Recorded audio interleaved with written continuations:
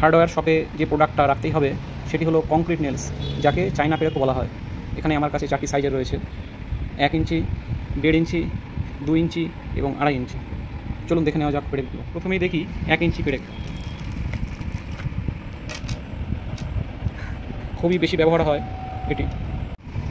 এবার দেখে নেওয়া যাক 1.5 ইঞ্চি চায়না পেরেক। এটা একটু মোটা ডায়ামিটারের। এবার দেখে নিই 2 ইঞ্চি চায়না পেরেক। এবার দেখে নেওয়া যাক 2.5 ইঞ্চি চায়না পেরেক।